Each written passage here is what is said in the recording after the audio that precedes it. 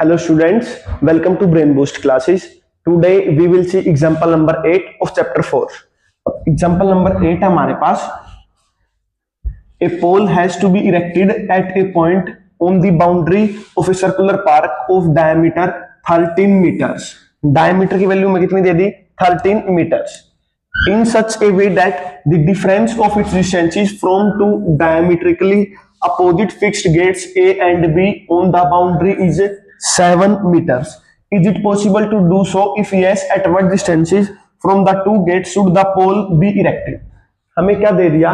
हमें एक पार्क दे दिया. पार्क की शेप में हमारे पास सर्कल की शेप में. अब एक पोल है, पोल ऐसे इरेक्ट किया गया है कि यहाँ पे जैसे हमने क्या मान लिया, पोल मान लिया. अगर पार्क के जो डायमीट्रिकली अपोजिट फिक्स्ड गेट है ये हमारे पास हो गए, तो हमने मान लिया इसका डायमीटर हमारे पास. अब पोल इस तरीके से है कि अगर उन दोनों की डिस्टेंस है जो इस गेट की और इससे यहां से जो डिस्टेंस है उनका डिफरेंस कितना हमारे पास 7 मीटर दे दिया. दूसरा हमें जो इसका डायमीटर है, डायमीटर की लेंथ हमें कितनी दे दी? 13 मीटर्स. डायमीटर की दे दी लेंथ हमें 13 मीटर्स. यानी पी पॉइंट पे क्या हमारे पास पोल है, ए पे एक गेट हमारे पास, दूसरा इसका डायमीट्रिकली अपोजिट एंड कौन सा होगा? ये वाला पॉइंट. यानी बी पे हमारे पास हो गया दूसरे वाला गेट. एक गेट यहाँ पे हो गया हमारे पास, दूसरा गेट हो गया हमारे पास यहाँ पे. डायमीटर की लेंथ हमें दे दी 13 मीटर. उसने हमें ऐसा दे दिया जो इन दोनों, जो इस गेट का इस पोल से और इस गेट का इस पोल से जो डिस्टेंस है उन दोनों के बीच का गैप कितना हमारे पास?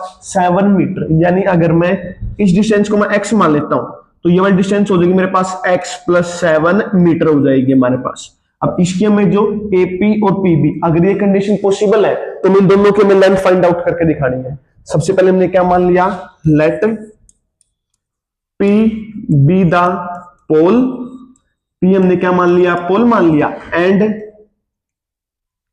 A and B are two gates या फिर diametrically opposite gates of park. डायमीट्रिकली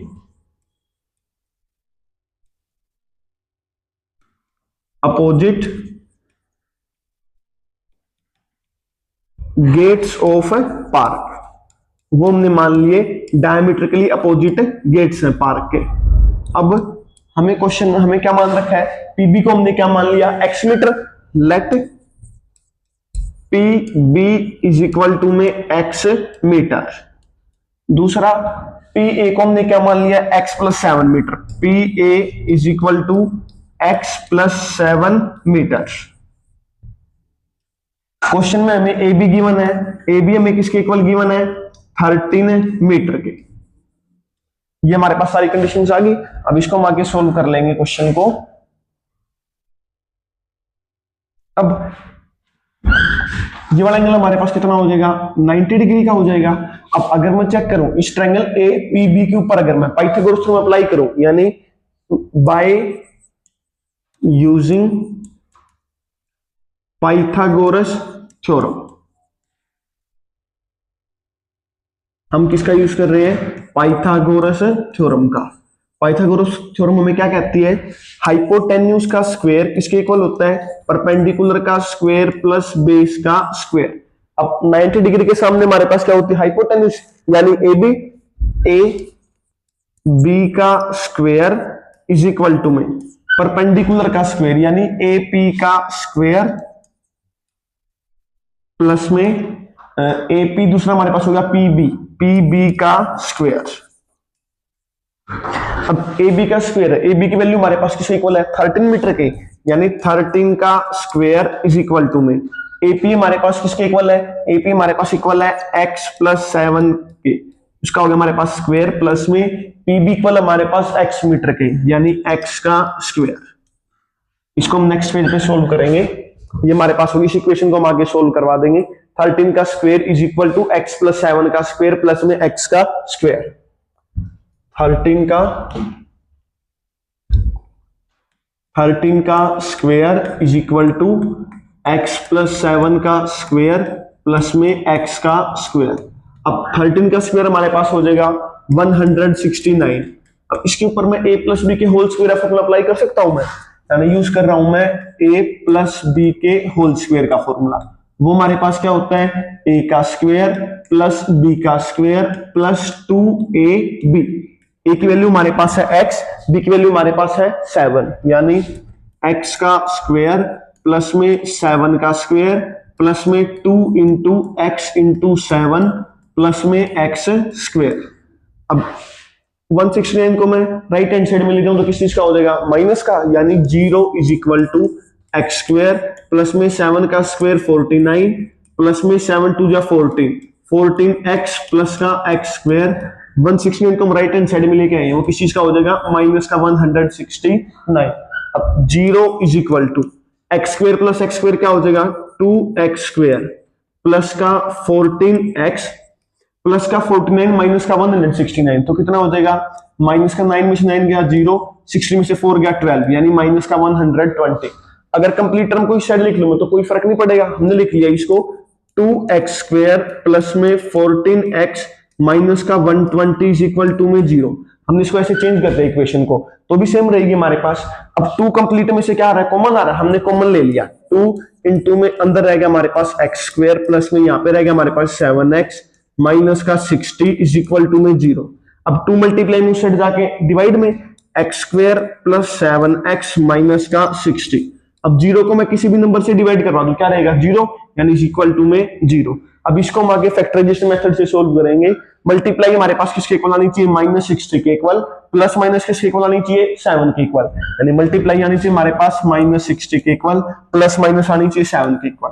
ऐसे नंबर क्या क्या हो जाएंगे हमारे पास नंबर, अगर हम देखें 12 और 5, 12 5 गया 60, 12 में से 5 गया 7, नंबर हो रहे हैं हमारे पास 7 प्लस का, यानी बड़े वाला नंबर किस चीज का हो जाएगा, प्लस का, तो 5 हमारे पास किस चीज का हो जाएगा, माइनस का। मल्टीप्लाई करवा रहे हैं तो माइनस का 60, प्लस करवा रहे हैं तो 7, यानी x square plus 12x minus का 5x minus 60 is equal to में 0। अब एक्स स्क्वायर प्लस 12x में से क्या कॉमन आ रहा है हमारे पास, x हमने कॉमन ले लिया, अंदर हमारे पास रह गया x प्लस 12। इन दोनों टर्म्स में से हमारे पास कॉमन आ रहा है माइनस का 5, अंदर रह गया हमारे पास x प्लस में 12 इज इक्वल टू में 0। आगे हम सोल्व कर देंगे इसको। अब x प्लस 12 कंप्लीट इक्वेशन में से कॉमन आ रहा है, हमने कॉमन ले लिया x प्लस 12, यहां पे हमारे पास रह गया x, यहां पे रह गया माइनस का 5 इज इक्वल टू में 0। अब दो नंबर की मल्टीप्लाई 0 के इक्वल, या तो फर्स्ट वाला 0 के इक्वल या फिर सेकंड वाला, यानी either x plus 12 is equal to में 0 और x minus 5 is equal to में 0। अब प्लस का 12 राइट हैंड साइड में जाके माइनस का, यानी x is equal to minus का 12, माइनस का 5 राइट हैंड साइड में जाके प्लस का, यानी x इज इक्वल टू में 5।